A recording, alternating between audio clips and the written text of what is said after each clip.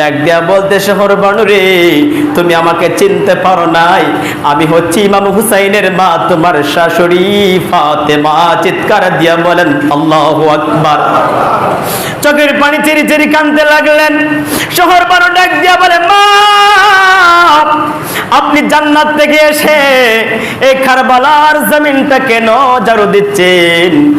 ইমামে হুসাইনের আম্মা ফাতেমা ডাক দিয়া বলে, শহর বানুরে আগামীকাল শুক্রবার জুমার দিন আমার সন্তান ইমাম হুসাইনকে এই ময়দানের মধ্যে, এই জায়গার মধ্যে নিষ্ঠুরী এজির সৈন্যরা কোরবানি যেমনি করে গরু যেমনি ভাবে জবাই করে রে, এমনি ভাবে আমার হুসাইনকে এই কারবালার ময়দানে শহীদ করে দিবে।